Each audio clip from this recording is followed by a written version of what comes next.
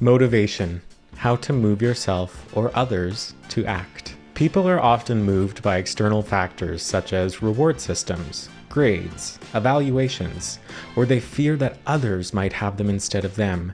Yet, just as frequently, people are motivated from within by interests and curiosity. Hi, my name's David, and today we are going to discuss self-determination theory.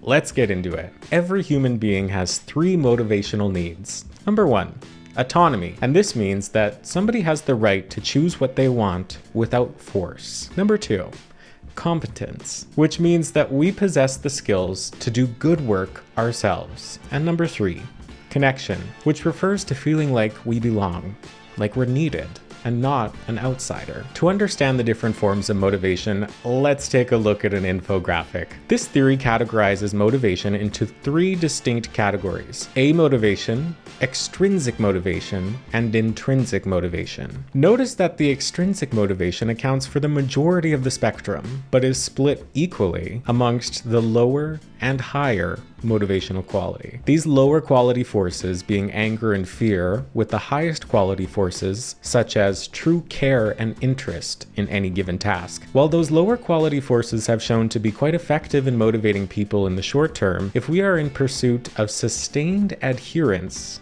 we need to motivate folks to maintain change over time. Now let us begin on the left-hand side of the spectrum at amotivation. This is where a person perceives a lack of value for any given task, or rather that they don't have the competency to achieve any given task. Now let's move to the next category, external regulation. This category includes things like the operant theory, which involves rewards for behavior deemed as good and punishments for behavior deemed as bad. This is where someone is exerting authority and leveraging their perceived power and expertise in order to motivate someone. I think of the example where people are more likely to listen to the advice given by somebody if they're wearing a white lab coat and they're standing in an office space, versus that exact same person in casual clothes in a casual setting. This is also exemplified in some regions where governments offered a lottery-style cash prize to those who received vaccinations, and in many cases, it slowed the rate of vaccinations. That one just seems so counterintuitive to me, but that's self-determination theory.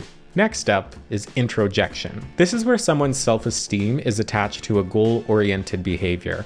And while shame has proven to be an effective motivator throughout the human experience, this becomes quite unstable when energy is low, which I would argue is often in individuals operating from this place of shame. Shame as manipulation will always be the name of my cover band that exists only in my dreams. Moving on, identification. This is where somebody actually values the goal that they're working towards, and you'll notice that this is the first step towards high-quality intrinsic motivation. Let's keep climbing. Integration. This is closely related to identification, but a little bit closer to true intrinsic motivation because the pursuit of goals aligns with a person's identity versus simply endorsing the standards of somebody else as possible in the identification phase. Intrinsic motivation. This is where somebody feels a deep sense of interest. They garner enjoyment from a task, and they feel inherent satisfaction not only from the final product of a task, but the journey to achieve any goal. In order for someone to achieve and maintain this phase of motivation, they must feel the three key factors of motivation: autonomy,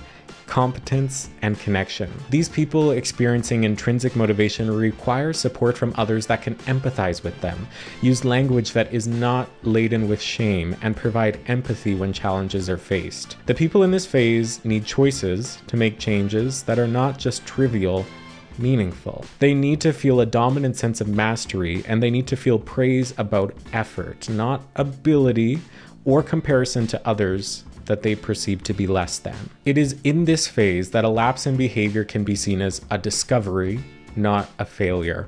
So the growth mindset is an integral asset to achieving and maintaining intrinsic motivation. Now, this is an area that I have a lot of experience with in a classroom setting, is this idea of the growth mindset.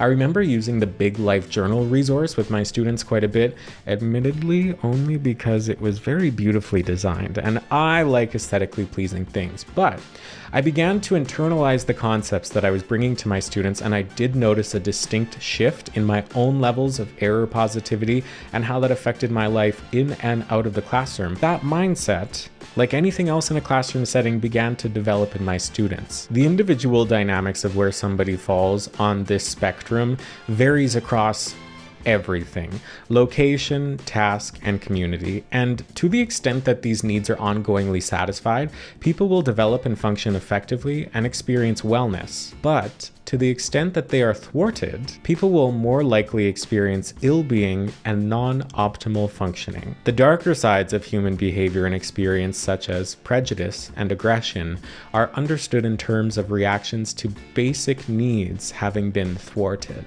Now, this model of motivation is particularly important for anybody who works with or interacts with human beings.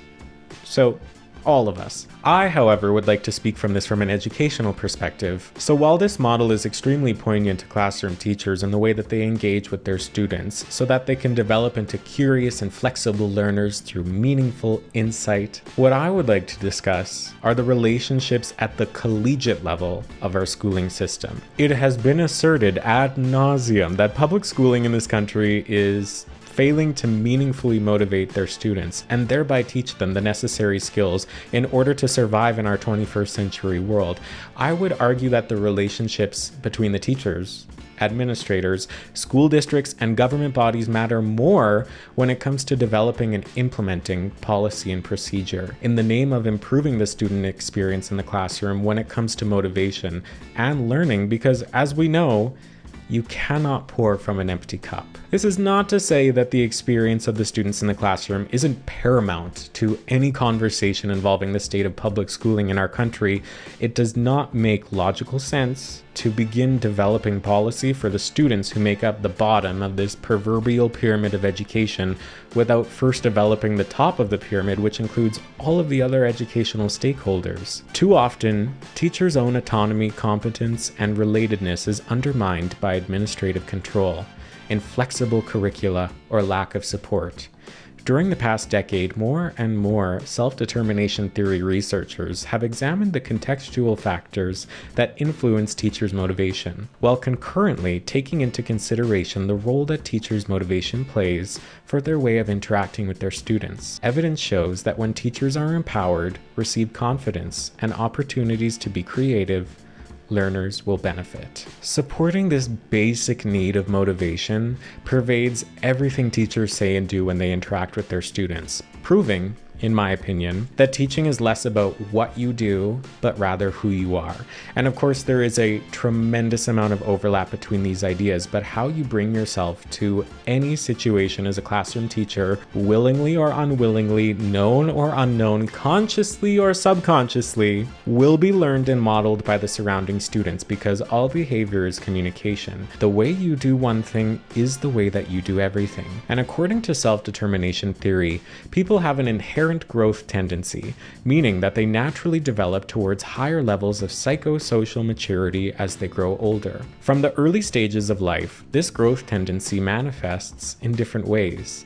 Children are spontaneously curious and display a never-ending interest in their surroundings. And this growth tendency does not end when people reach the age of majority. However, it can become stifled by the rigorous demands of late-stage capitalism. People's pursuits and values become more defined throughout their lives and serve as a basis for the pursuit of goals, identity development, and decision-making. And in a world where we are living in what some have defined a mental health crisis, it is, in my opinion, borderline criminal to not create systems of education that encourage not only students, but all educational stakeholders, all of society, to step towards self-coherence and autonomy so that they are better equipped to handle the challenges that life gives us. And your ability to handle these challenges directly influences the quality of your mental health for your entire life. In closing, it is my opinion that in order to help your students grow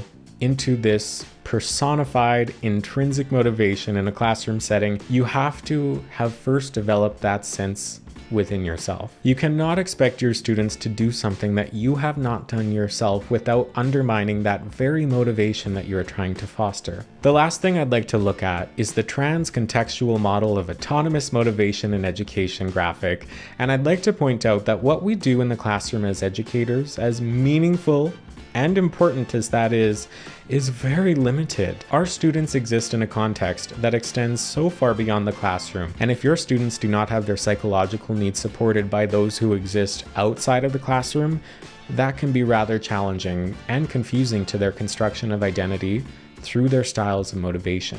It is a somber note to end on, but as classroom teachers, we can only do so much to prevent this proverbial ship from sinking when there are so many different complex needs in any classroom. I believe we need to focus on the state of our mindset as a society just as much as we do the needs of the individual student standing in front of you in any moment. Wow. Yeah, somber and existential. That doesn't sound like me. But today, however, it does. Thanks for watching, and I'll see you in the next one. Goodbye.